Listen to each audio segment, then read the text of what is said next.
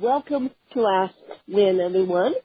And this morning, by the time that you guys hear this, it will be Tuesday morning, or depending on when you guys listen to it. But this morning I have Katie Brewer with me, and Katie is from Ulysses Life. So what we're going to do is I'm going to ask her 3 questions, and then I'm going to let her interview me about my money story so you guys get the woman's perspective of my money story, and then you got the man's perspective, because where I found Katie was on the Stacking Benjamins podcast run by Joe Salsihai, who came on this podcast and interviewed me as well about my money story. And that being said, on his podcast today, he answers one of my questions, which I'm not going to tell you what it is. You guys have to go listen to his episode today to find out the answer. And of course, I haven't listened to it yet either, so I'm curious to see what he says about my question. And so without further ado, I'm going to Miss Katie, take it away. Hi, Lynn. My name's Katie Brewer. I'm a certified financial planner, which means that I work with a lot of people, essentially kind of helping them with, money issues or money questions. And so, yeah, I know Joe because I've been on his podcast a few times, and he was a financial advisor for years and years and years, and he's kind of in the same area of Texas as me, a couple hours away. So, yeah, a little bit about me. Yeah. So, okay, how did you start your riches life?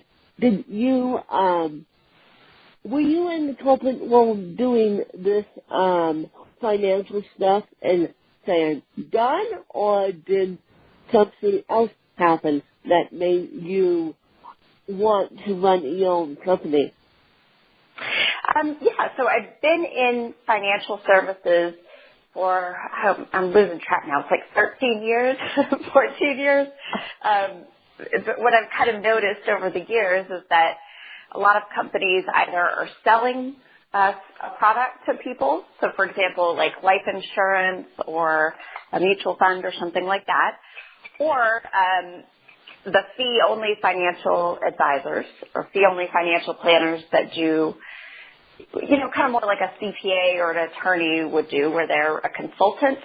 A lot of them only wanted to work with people that had $1 million or more of money sitting around. Yeah. So my observation, that already had money, that had already made it.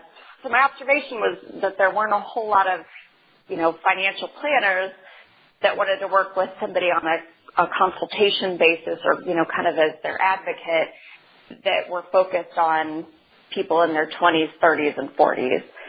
And I thought that's a darn shame, because there are a lot of people in their 20s, 30s, and 40s who would really like to work with a financial planner. They don't think they have enough money, but they're willing to pay for it, and they appreciate the help. And so that's why I started my own financial planning firm 3.5 years ago, was to be able to work with those people the way that they wanted to work with a financial planner. So it's not your grandfather's financial planning anymore. You're targeting the next generation and millennials and the people leaving college.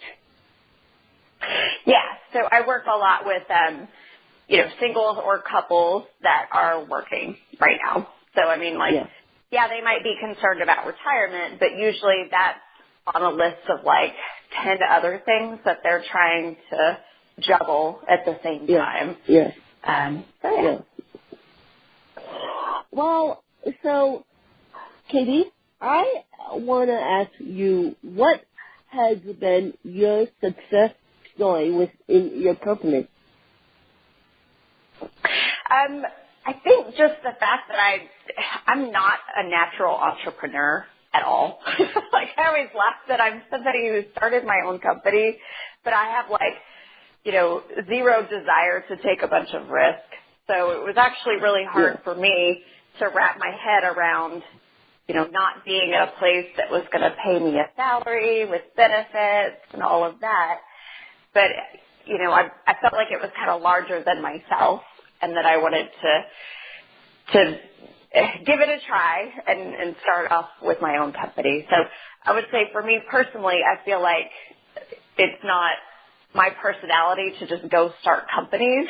I'm really kind of a very conservative person. But I'm excited that I did it because it seems to be working. It seems to be going great. And I kind of got out of my comfort zone. And, I figured I'd ask my clients to get out of their comfort zone all the time because a lot of them feel very uncomfortable talking about money. And so, I figured I could do the same thing, get out of my comfort zone and start my own firm. And what is your favorite book? It doesn't have to be a financial book, although it could be. It just has to be a book that you go back to time and time again.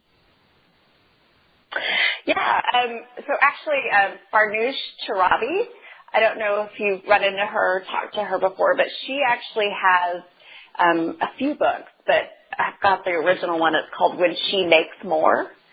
So it is a financial book, but it's essentially about the dynamic of, like if you're in a couple and the woman makes more than the man. And it's from her perspective, because that's been her experience. But I thought it was so interesting, both from a financial perspective, but also from, kind of the societal pressures sometimes that are put on men and put on women, and, kind of what people have to deal with if they aren't, like, in traditional roles where the guy's making more and the woman is making less. So that's a book that I recommend to a lot of people. It's called When She Makes More, and it's by Farnoosh Torabi. And she also has a podcast called So Money. And I am hoping, I did email her, and I'm hoping to bring her on the podcast as well. And so you guys need to go listen to So Money too. I am so sorry that we're talking about financials this morning. I know you guys don't want to hear about financials. It's 8 o'clock in the morning. What? Everybody wants to hear about financials this morning. Doesn't everyone just roll out of bed and say, I want to think about financials? Well, I have Miss Devil's Advocate here. No, everyone wants to think about financials, especially during tax season. Ugh. And no, we all want that refund so we can go spend it. Or maybe that's just me. I don't know. But we all have to think about financials at some point. And me, as a disabled person, I have to think about financials also. So now, because I have Katie on the podcast, and because you guys seem to love my money story, I don't know why, I'm going to let Katie put on her interview hat and interview me. Yeah, and I'm excited to do that. So, I always like to ask my clients this, but, like, what's one of your first money memories that you have? My first money memory, I probably opened up a checking account when I was about 10, and I still use the same checking account. I'm like, oh my God, here we go with a unique, it's the only unique username I have because it's so old. My dad opened up a checking account for me when I was about 10 and started teaching me about money, and he gave me allowance, of course. Yes, he did. And then, so that's my first financial memory, is going to the bank, which I still use today, and opening a checking account. And believe it or not, he is still my co-signer on that checking account. Oh my God. There goes all my secrets. And I'm like, I think it's time for me eventually to get my dad off my checking account. But anyway, that's, I've had a checking account and a savings account since I was about 10. Yeah. And that's great. I mean, that's a great way for parents to, not just talk the talk, but actually walk the walk and, give kids a hands-on experience with how to deal with money. So I think that's great that you did that. Yeah. What do you feel like has been, one of like your biggest challenges over the last 5 years or so with money? Because I am, now I'm so bad at this. Because I am sending myself back to school again to get a journalism degree, I still have, like the rest of us, student loans, which one I have completely paid off already before it's due. The other one I'm working on paying off. But I think that's my biggest challenge of paying off those stupid student loans. Mm-hmm. And I think that's the biggest challenge of everyone. Yeah, is kind of juggling the wanting to further your education with how the heck to pay for it or taking out the student loans to pay for it. Exactly. Yeah. It's like, what the... what am I doing? I'm going from one crazy profession to another. I'm going from education, which doesn't pay as nearly as well as it should, to journalism, which pays a better paycheck, but still I have to pay off the student loans and be careful about that. And so, yeah, I am working on paying the student loans before they're due, so I don't have to deal with that. And that's a really good point, Wynn, that, it's best if you take out a student loan to kind of try to stay on top of that interest.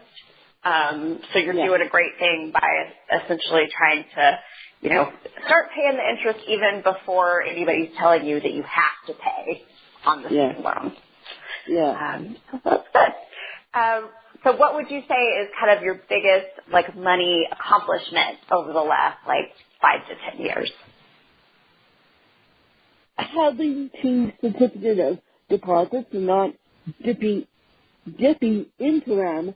I mean, they are growing steadily. I wish they're growing in rapid succession, but they're growing steadily because the last time I looked, they're making $1.50 or something ridiculous on that. But every single year I'm making money on those two certificates of deposit. Yep. So, actually being able to, stock some money away and then not touch it. Yeah. And then have that money be making money, right? Yeah. Yeah. But, and I mean, sometimes there's a tendency to be like, hey, I've got some money and it's extra and maybe I should use it for whatever. So even just setting your money aside and not touching it is actually something that I would say is a pretty big accomplishment because it's hard to do. Yeah. I mean, honestly. Yes, it's hard to do.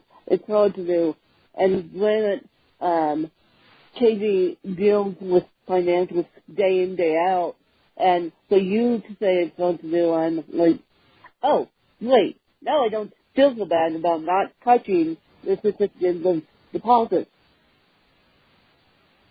Yeah, I mean, I see a lot of times where it's tempting to go raid that money for, stuff because you're like, well, I do need this or I could use it for this. And so just kind of leaving it alone and adding to it over time is something that I always tell, especially women, we're kind of hard on ourselves sometimes. So I'm like, you got to give yourself credit, for the things that you're doing, because sometimes we tend to kind of beat ourselves up about the things that we're not doing. Yes, we do. Is there anything else that you would want people to know about you and kind of your relationship with money and, the good and the bad of, what you've been doing over the years? Well, the good and the bad of what I've been doing is even though I've had a bank account for over 10 years, I typically spend money. I'm not on a budget. I wish I could tell you I am on a budget, but I'm not. I should be. And yes, I'm declaring as of today, as soon as I get my degree, I'm going to get on a budget because I know a paycheck will be a higher paycheck than I'm making now would be coming in as soon as I get my journalism degree. So as of 2019, when I get my journalism degree, so I hope, I'm going to get more financially savvy, you guys, because, I spend too much. And it's one of my pitfalls. Online shopping and publishing books are one of my pitfalls. Although publishing books, you actually make a return on an investment. But online shopping, no, you don't make a return on an investment on that. And online shopping is one of my pitfalls. And no, I have a funny story.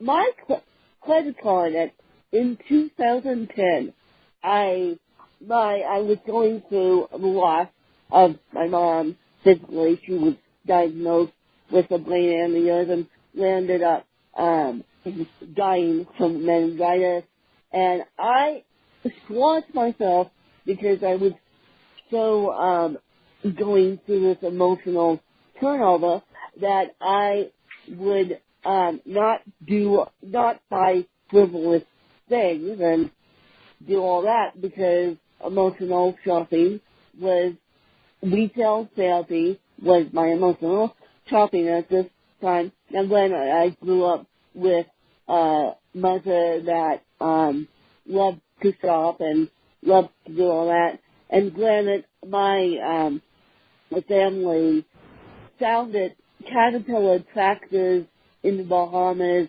and in Canada. So basically that's part of my money story too. And so I said to myself, okay, if you're going through this, the next time you visit your mom, you take your credit card down to Denver, stick it in your wallet, and hand it to your dad, and leave it down in Denver so you don't have access to it, and he'll give it back to you. Do you know that's what I did? And do you know that's what he did too? And I'm like, that was the smartest move I ever made. Because granted, she was in a hospital, and so I didn't have access to any of her financial information. I didn't have access to my financial information, so I saved myself from online shopping that month when I was going through emotional health. Mhm. Well, because you realize if where you don't have access to it, you don't get to spend it. Yeah. I mean, you kind of did the right steps. So you realized that there was, a problem. You realized that you were like really emotional, which you had every right to be. And then you realized that kind of your Achilles heel to make yourself feel better could be online shopping. And so rather than like bury that, which some people do, you actually confronted it head on and went, okay, well, what would I have to do to head this off?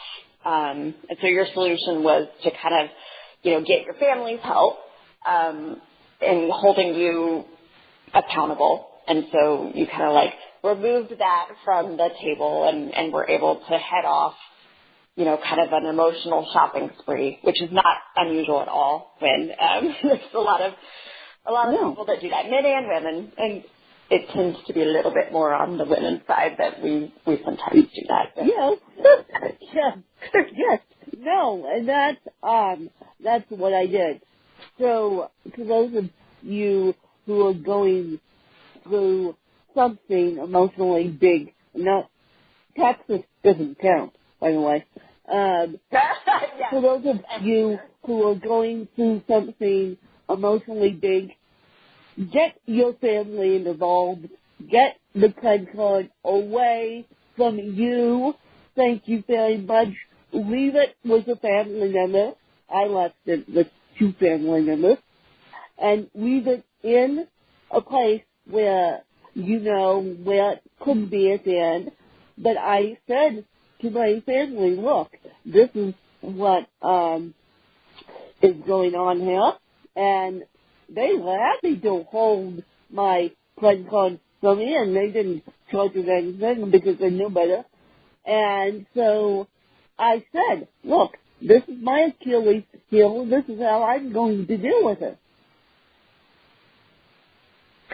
And, I'll tell you, I always tell my clients that I'm so not perfect, so I'm not going to sit there and pretend like I've got squeaky clean finances and that everybody else has, not squeaky clean finances.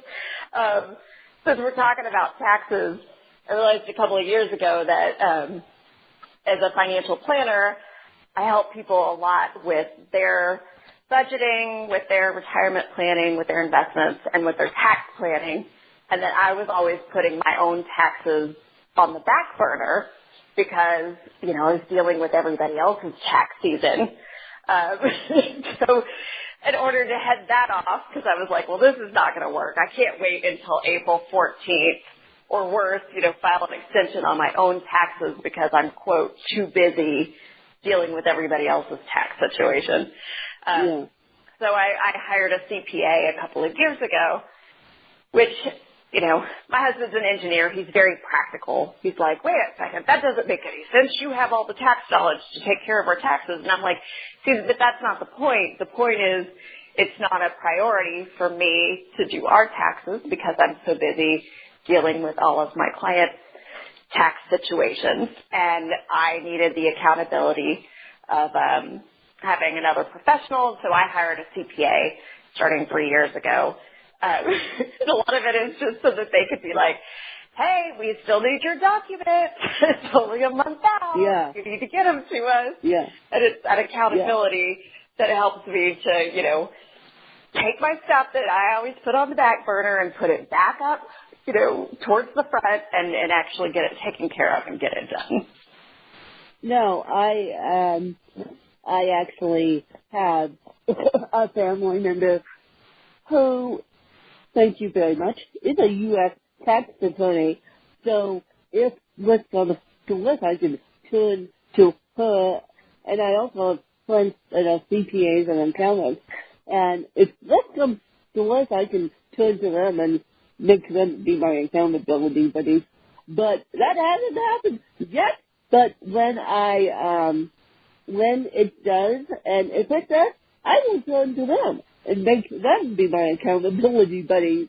But when you have a W-2 staring you in the face, you probably want to fill that in on TurboTax or some other tax software, and because we're talking about taxes for those who do it independently, just be careful what you put in. I know I use TurboTax as my tax software, and they're dang good. Even though they don't sponsor this podcast, they're phenomenal. I've been using them since 2014, and no, my dad doesn't claim me as his dependent. I have to do my taxes on my own.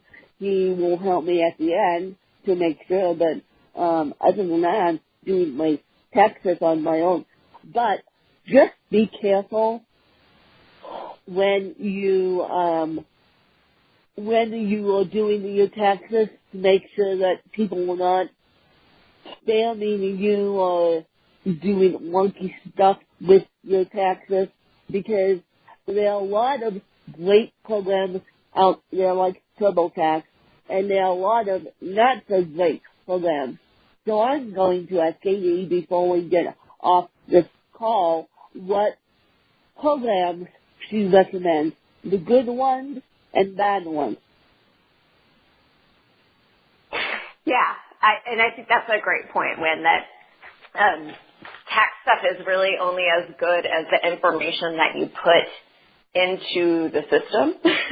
So if you forgot to put in some interest, or, if you made some income on the side and you forgot to put it in, like, your tax software isn't going to know that. And it's the same thing with working with a CPA or an enrolled agent. Like, they're only going to know as much as you actually tell them. So I think you've got some really good points there. Like, be careful with what you put in. Like, make sure you've got all the information. Especially, it's a little bit harder these days because sometimes you get paper forms and sometimes you get online forms. So it's always a little bit easier to, like, make a list, make a brainstorm ahead of time of, like, what do you actually need to go collect first before you start doing the taxes. And then, as you're doing them, you can kind of work through all of the information and then have somebody else double check your work. So if that's a family member, or if that's, an enrolled agent or a CPA or something, like, having somebody else double check is good, because that means that you won't have to come back and amend a tax return later, which is kind of a pain in the butt. Yeah, exactly. And no, I have, because math is not my strong point, you guys know this. My brain and math don't compute, we don't mix. And so I have my dad double check my work, even though TurboTax is how I do it, and now I'm in the state of Colorado. I file my federal taxes, and then I hand write my state taxes, because it's easier, and I don't want to waste time on that. So I have my dad double check my work, and he's going to double check my work before I send it in, because God knows I might have screwed up. So it's easier if you have a family member or someone that you hire, a CPA, to double check your work, and especially if that family member happens to be a U.S. tax attorney or happens to know the tax laws, you're majorly lucky. Yeah, I know. Hey, why don't I have a tax attorney in my family? I'm kind of jealous.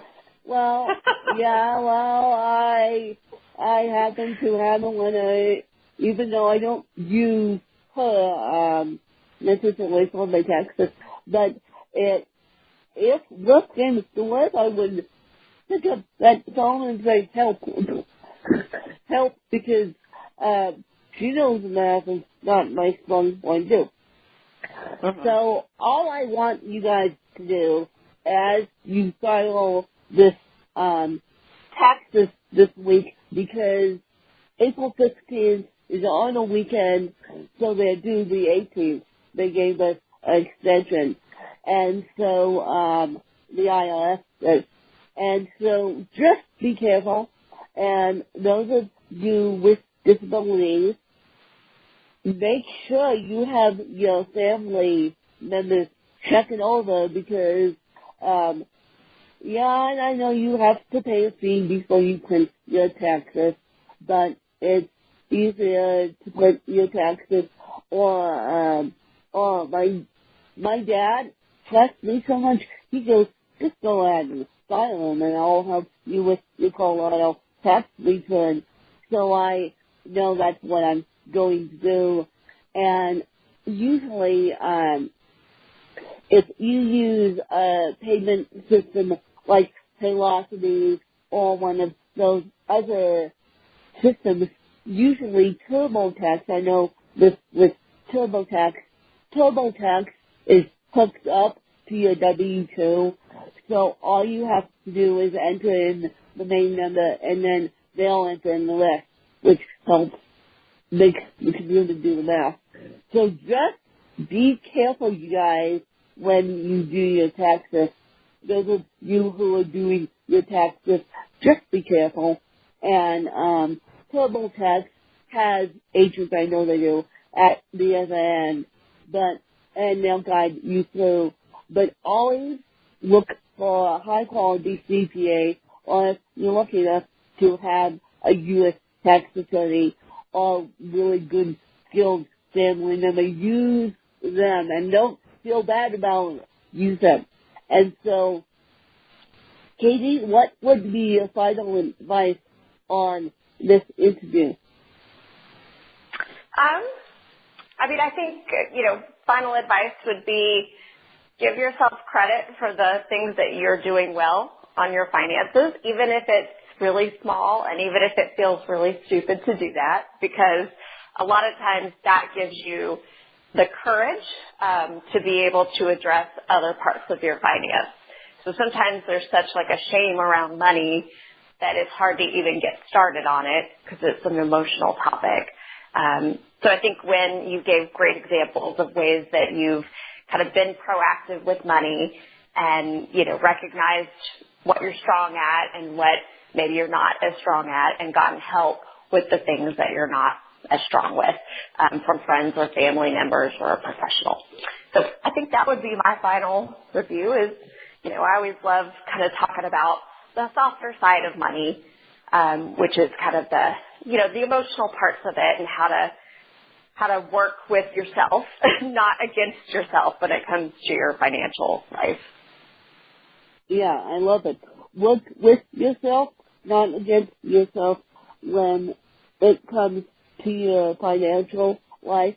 And just one more tip, you guys, you can actually find your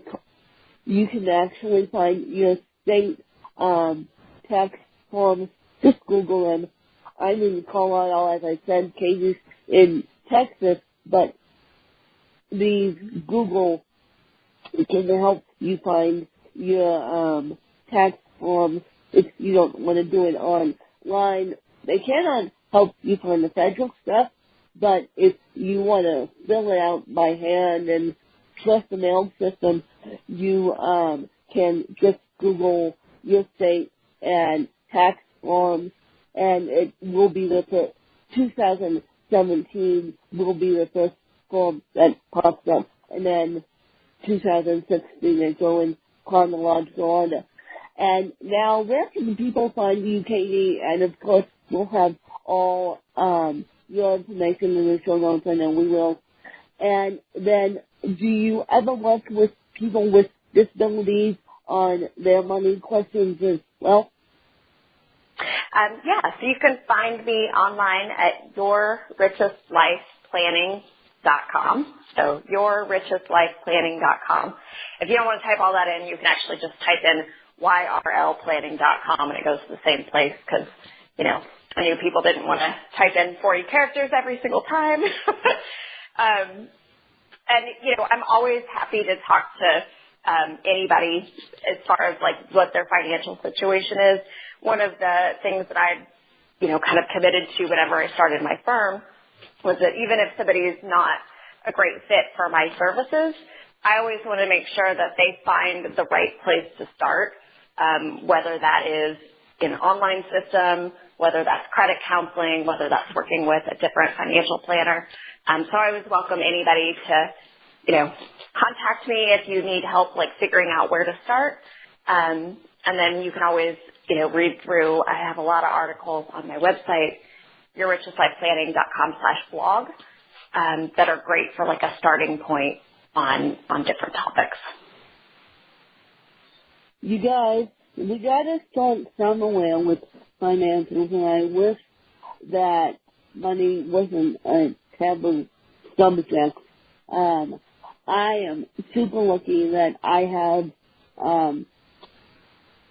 can hold a job. I also have the financial means to meet my life. I have a trust coming up, which kicks in pretty soon here. I have to get the update on that. But we've got to start somewhere with financials, even if it's saving $20 in a savings account. We've got to start somewhere. So let's do it today. And let's make this happen either with Katie or one of your favorite CPAs to help you figure out your financials, because once you get your financials figured out, you will have your life be on a happier track. If you don't have your financials figured out, you're not going anywhere. So that's my final advice, and I appreciate Katie's time this morning. We'll have all her information in the show notes so you guys can click on it and find it, and go listen to this podcast. Go listen to Stacking Benjamin, which is Joe's podcast, and also go listen to So Money, which is Panush's podcast. They're both phenomenal podcasts, and as I said, I'm hoping to bring Panush on the podcast to have a decent conversation about money and possibly get more in detail with my money story. But I appreciate Katie interviewing me and sharing her history a little bit, and I hope you guys enjoyed the interview as well. And you can always contact me with feedback and tell me what you don't like and tell me what you do like. And please share this episode out so we can make the Ask Win community even stronger. Thanks to you guys. Bye.